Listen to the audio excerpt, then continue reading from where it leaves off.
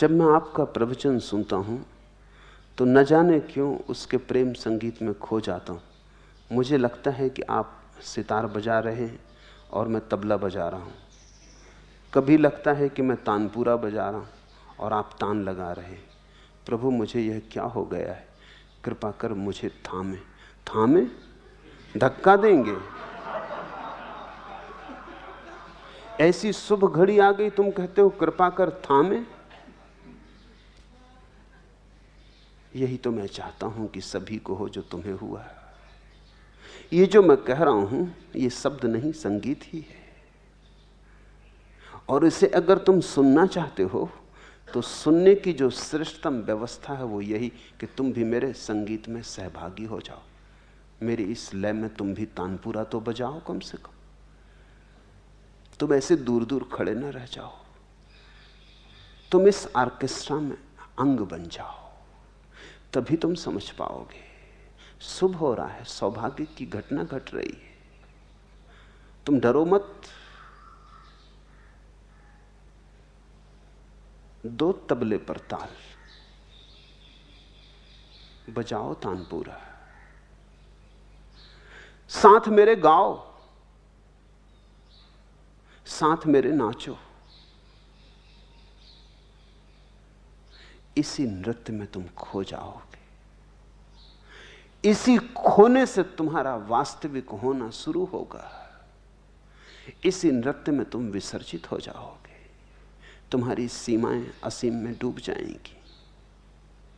अचानक तुम पहली दफा जागोगे और पाओगे कि तुम कौन हो।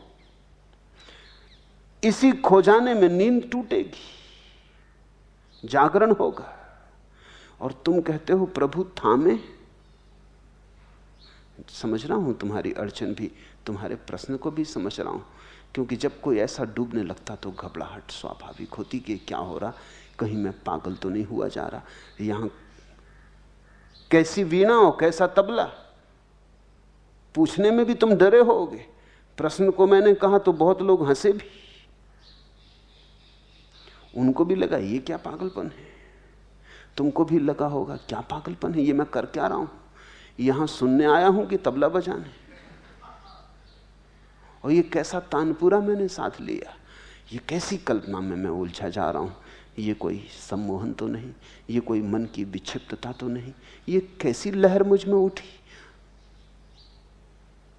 मत घबराओ, यही लहर तुम्हें ले जाएगी उस पार। यही लहर नाव बनेगी।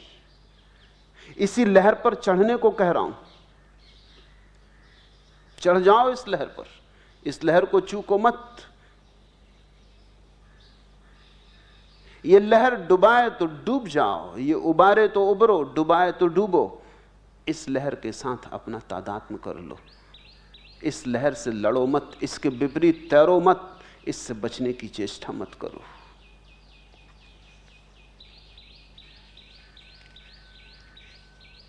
तब बुला जाता मुझे उस पार जो दूर के संगीत सा वह कौन है।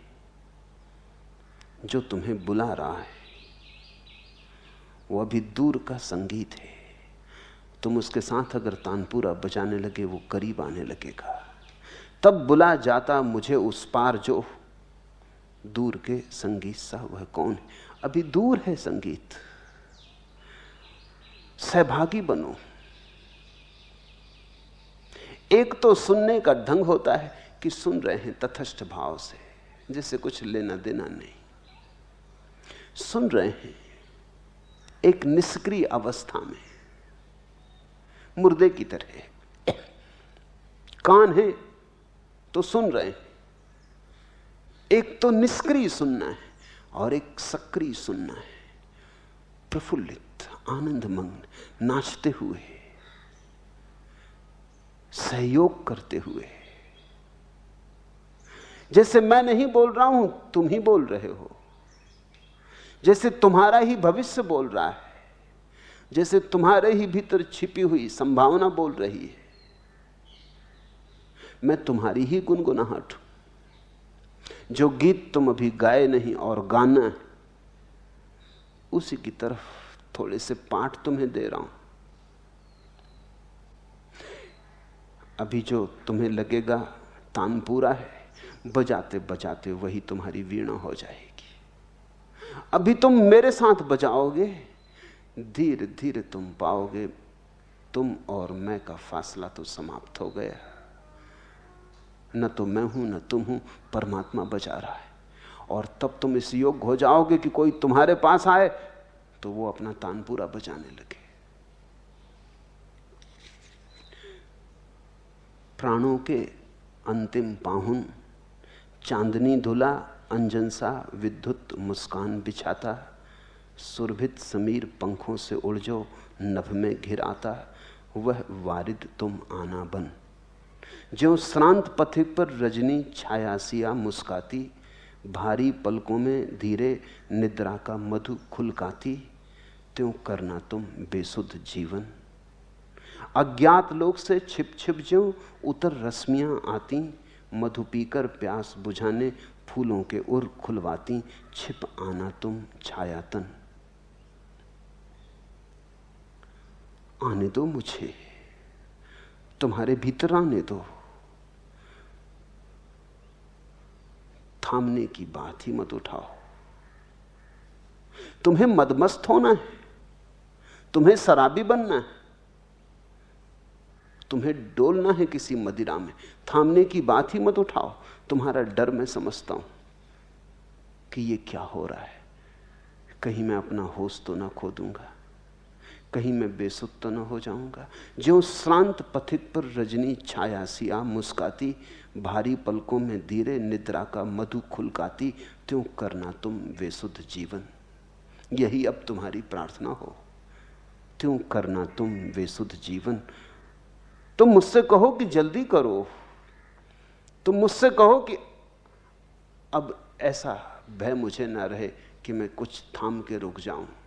तुम मुझसे कहो कि अब मुझे डुबाओ, मुझे बेसुध करो, क्योंकि तुमने जिसे अब तक सुध समझी है वो तो बेसुधी थी, तुमने जिसे अब तक होश समझा है वो तो बेहोशी थी, और तुम जिसे अब तक जागरण समझते थे वो सपनों से ज्यादा नहीं था, वो बड़ी गहन अंधेरी रात और नींद थी।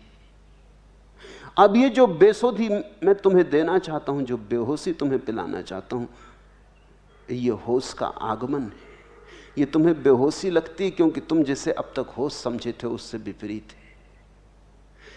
ये मदिरा ऐसी है जो होश लाती। अज्ञात लोक से छिप छिप ज्यों उतर रश्मियां आती, मधु पीकर प्यास बुझाने फूलों के उर खुलवाती, छिप आना तुम छायातन। तुम मुझे आने दो। तुमने जो कहा है थामे, उसका अर्थ हुआ कि तुम भयभीत हो गए हो। उसका अर्थ हुआ अगर मैं तुम्हारे द्वार पर दस्तक दूंगा तो तुम द्वार ना खोलोगे। उसका अर्थ हुआ कि तुम मुझे पास देख के द्वार बंद कर लोगे। उसका अर्थ हुआ कि तुम पागलपन से घबरा रहे हो। लेकिन ध्यान रखना, धर्म एक अनूठा पागलपन है, ऐसा पागलपन जो बुद्धिमानों की बुद्धियों से बहुत ज्यादा बुद्धिमान है, ऐसा पागलपन जो साधारण बुद्धि से बहुत पार और अतीत है, ऐसा पागलपन जो परमात्मा के निकट ले जाता है। दुनिया में दो तरह के लोग पागल हो जाते हैं, एक तो वे जो बुद्धि से नीचे गिर जाते और एक वे जो बुद्धि के पार निकल जाते। इसलिए आश्चर्य की बात नहीं है कि मनस्विद संतों को पागलों के साथ ही गिनते हैं, दोनों को एबनॉर्मल। मनोविज्ञान की किताबों में तुम संतों के लिए और पागलों के लिए अलग अलग विभाजन ना पाओगे। उनके हिसाब से दो ही तरह के आदमी हैं, नॉर्मल, एबनॉर्मल, साधारण और रुग्ण। साधारण तुम हो, रुग्ण दो तरह के लोग हैं, फिर वो किसी ढंग के हों, चाहे धार्मिक रुग्ण हो, चाहे अधार्मिक हो, चाहे नास्तिक चाहे आस्तिक, लेकिन एबनॉर्मल है। अभी भी जीसस पे किताबें लिखी जाती पश्चिम में जिनमें दावा किया जाता है कि जीसस पागल थे, न्यूरोटिक थे। अभी हिंदुस्तान में मनोविज्ञान का उतना प्रभाव नहीं है, इसलिए बुद्ध और महावीर, अष्टावक्र अभी बचे, लेकिन ज्यादा दिन ये बात चलेगी नहीं। जल्दी ही हिंदुस्तान के मनोवैज्ञानिक भी हिम्मत जुटा लेंगे, अभी उनकी इतनी हिम्मत भी नहीं है, लेकिन जल्दी हिम्मत जुटा लेंगे। जो जीसस के खिलाफ लिखा जा रहा है वो किसी न किसी दिन महावीर के खिलाफ लिखा जाएगा। और तुम पक्का समझो कि जीसस को पागल सिद्ध करने के लिए उतने प्रमाण नहीं है जिससे ज्यादा प्रमाण महावीर को पागल सिद्ध करने के लिए मिल जाएंगे। तुमने देखा महावीर नग्न खड़े, कम से कम जीसस कपड़े तो पहने, अभी तो पागलपन है। तुमने देखा महावीर अपने बालों को लौंच के उखाड़ते। पागलों का एक खास समूह होता है जो अपने बाल नोच के उखाड़ता है। तुमने पागलों को देखा होगा, तुमने कभी खुद भी देखा होगा, जब तुम पे कभी पागलपन चढ़ता है तो तुम कहते हो बाल नोच लेने का मन होता है। कहावत है कि बाल नोच लेने का मन होता है। स्त्रियों को गुस्सा आ जाता तो बाल नोच लेती, किसी पागलपन के क्षण में। बहुत पागल हैं पागलखानों में जो अपना बाल नोच लेते। महावीर अपने बाल नोच लेते थे। केस लुंज। तुम्हारे पास एक गाली है नंगा लुच्चा, वो सबसे पहले महावीर को दी गई थी, क्योंकि वो नंगे थे और बाल नोचते थे। नंगा लुच्चा।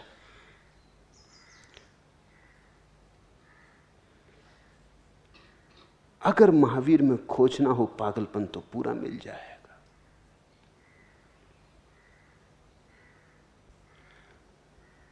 लेकिन मनोवैज्ञानिक अभी कुछ भी नहीं जानते।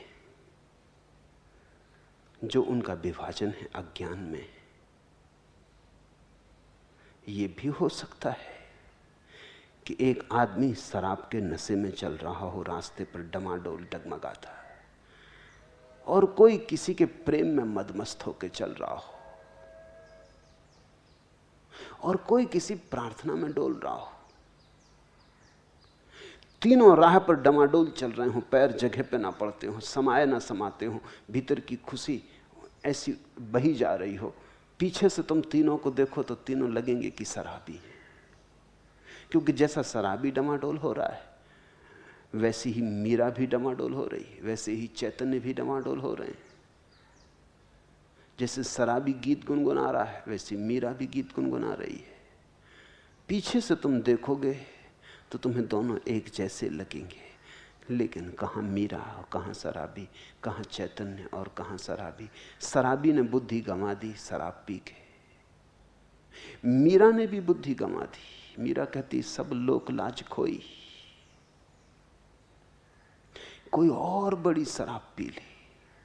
अंगूरों से बनती है जो शराब, वही तो शराब नहीं, एक और भी शराब है जो प्रभु प्रेम से बनती, वो पी ली, वो भी मदमस्त है। लेकिन मीरा रुग्ण नहीं है। अगर मीरा रुग्ण है तो फिर तुम्हारे स्वास्थ्य की परिभाषाएं गलत हैं, क्योंकि मीरा जैसी मस्त और आनंदित है। स्वास्थ्य का तो लक्षण ही मस्ती और आनंद होना चाहिए। साधारण जिसको मनोवैज्ञानिक कहते हैं नॉर्मल, वो तो बड़ा अशांत, बेचैन, परेशान, दुखी दिखाई पड़ता है।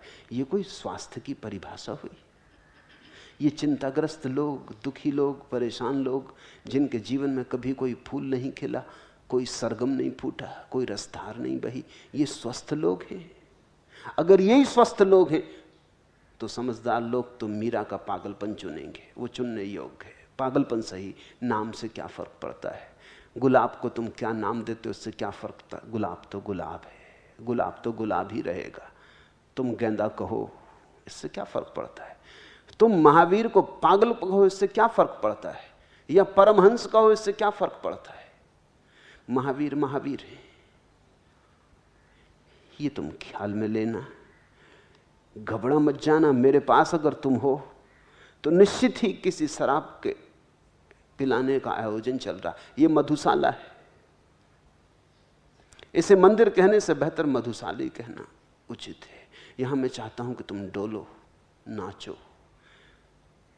यहां तुम किसी गहरी मस्ती में उतरो, नया आयाम खुले।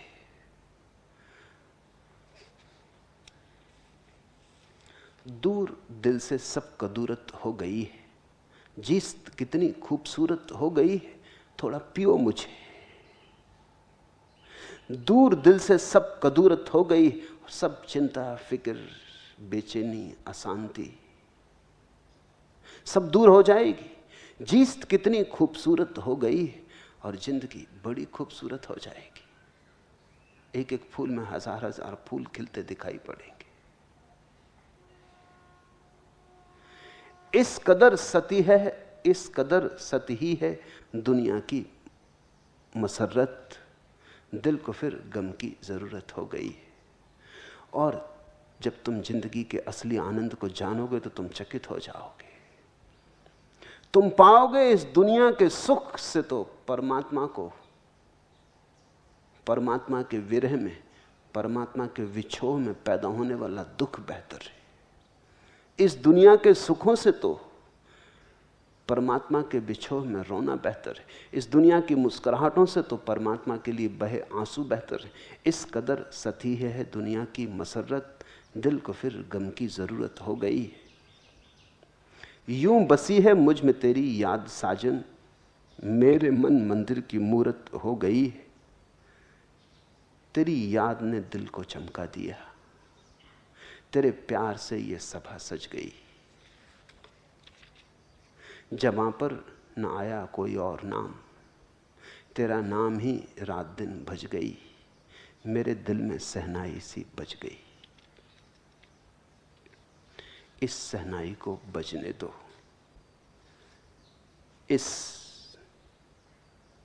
एक तारे को बजने दो, इस तानपूरे को बजने दो। उठने दो तबले पर धुन, नाचो, गाओ, गुनगुनाओ। मेरी दृष्टि में धर्म वही है जो नाचता हुआ है, और दुनिया को एक नाचते हुए परमात्मा की जरूरत है। उदास परमात्मा काम नहीं आया। उदास परमात्मा सच्चा सिद्ध नहीं हुआ, क्योंकि आदमी वैसे ही उदास था और उदास परमात्मा को लेकर बैठ गया। उदास परमात्मा तो लगता है उदास आदमी की ईजाद है, असली परमात्मा नहीं।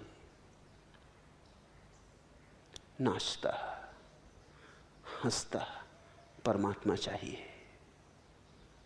और जो धर्म हंसी ना दे, और जो धर्म खुशी ना दे, और जो धर्म तुम्हारे जीवन को मुस्कुराहटों से ना भर दे, उत्सव से ना भर दे, उत्साह से ना भर दे, वो धर्म धर्म नहीं है, आत्महत्या है। उससे राजी मत होना। वो धर्म बूढ़ों का धर्म है या मुर्दों का धर्म है, जिनके जीवन की धारा बह गई है और सब सूख गया है। धर्म तो जवान चाहिए, धर्म तो युवा चाहिए, धर्म तो छोटे बच्चों जैसा फुलकता, फुदकता, नाचता, आश्चर्य भरा चाहिए। तो मैं यहां तुम्हें उदास और लंबे चेहरे सिखाने को नहीं हूं, और मैं नहीं चाहता कि तुम यहां बड़े गंभीर होकर जीवन को लेने लगो। गंभीरता ही तो तुम्हारी छाती पे पत्थर हो गई। गंभीरता रोग है। हटाओ गंभीरता के पत्थर को। वो पत्थर सरक रहा है और तानपुरा बजने को है, तुम कहते हो थामो, तुम कहते हो थामो मुझे। कहो कि धक्का दो, कहो कि ऐसा धक्का दो कि मैं तो मिट ही जाऊं, तानपुरा ही बजता रहे।